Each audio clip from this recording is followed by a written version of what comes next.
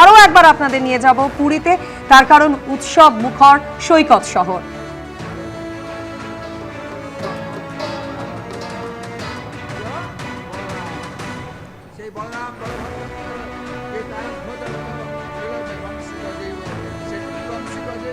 আমি কোনো রাজনীতি করি না, যেটা লিগাল হয় আমি বলি। মমতা ব্যানার্জি আমার কথা শুনলো না, দীঘাতে ধাম লেখিল, আমাকে কিছু মানলো না, পাথর মূর্তি করলো, প্রভু অহংকার সয় না করলো। এই শুভেন্দু আসলো, আমার শুভেন্দু শিষ্য আমার, ও সঙ্গে সঙ্গে ধামটা কেটে দিল সঙ্গে সঙ্গে। ধাম লেখে লাভ কি যাচ্ছে? আর ধাম তো জগন্নাথ ধাম, মান্যাঞ্চলে মহাপ্রভু এখানে আছে, এরকম তো হাজার হাজার মন্দির হচ্ছে, কি আছে বাবা বলুন? এই জন্যে গভর্নমেন্ট উল্টে গেল। আর কি, প্রভুকে অহংকার সয় না, ভগবানকার গর্ব সয় না, এই সরকার উল্টল। এবার আপনাদের একবার দেখায় পূর্ব মেদিনীপুরের মহিষা দলের রথযাত্রার ছবি। বিটন চক্রবর্তী সরাসরি আমাদের সঙ্গে রয়েছেন। বিটন, কি ছবি?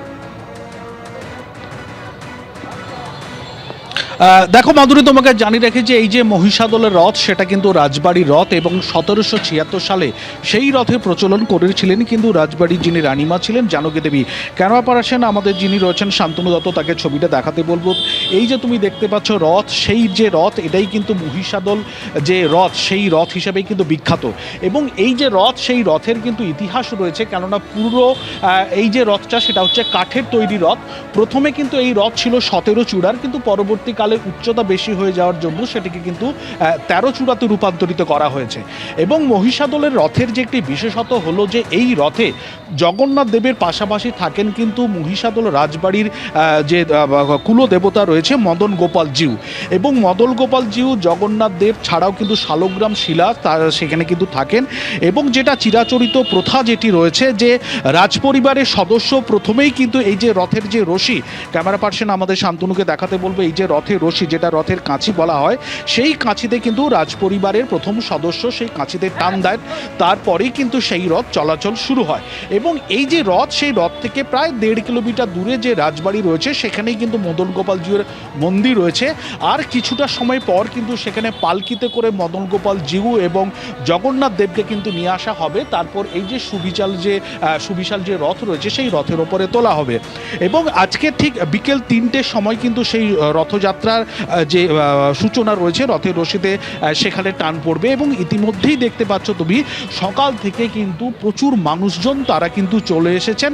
এবং শুধুমাত্র চলে এসেছেন তা নয়, কেউ এরকমভাবে ক্যামেরাতে, মোবাইল ক্যামেরাতে তারা কিন্তু এরকমভাবে ছবি তুলে রাখার চেষ্টা করছেন এবং এই ঘটনা সাক্ষী থাকার চেষ্টা করছেন। সেই সঙ্গে সঙ্গে কিন্তু এই রথে পুজো দেওয়ার একটি সেখানে একটি প্রচলিত সেখানে একটি প্রথা রয়েছে। তার জন্য তুমি দেখতেই পাচ্ছ যে বিভিন্ন ধরনের প্রসাদের যে সামগ্রী সেগুলো নিয়ে কিন্তু সেরকমভাবে পসরা সাজিয়ে এখানে বসা হয়েছে। এবং এই যে রথ, সেই রথকে কেন্দ্র করেই কিন্তু প্রায় 1 থেকে 1.5 মাসের মতন কিন্তু সেখানে মেলা বসে এবং বহু দূর দূরান্ত থেকে মানুষজন তারা কিন্তু চলে আসেন। এবং এই যে রথ, সেই রথের যে বিশেষত্ব এবং সেই টানেই কিন্তু এখনো পর্যন্ত মহিষাদলের এই যে রথ, সেই রথে কিন্তু সেখানে মানুষজন তারা কিন্তু এখানে এসে হাজির হয়। এবং এই যে রথ তুমি দেখতেই পাচ্ছ, সেই রথ কিন্তু প্রায় 1.5 কিলোমিটার দূরে গুন্টিচাবাড়ি, সেখানে গিয়ে কিন্তু সেখানেই থাকবে এবং 1 সপ্তাহ পর আবার ফেরত রথে কিন্তু টানা হয়ে এখানেই আসবে। একদমই সেই ছবি আমি দেখতে পাচ্ছি। বিটন, তুমি আমাদের সঙ্গে থাকো, ছবি দেখাতে থাকো। এবিপি আনন্দ, এগিয়ে থাকে, এগিয়ে রাখে।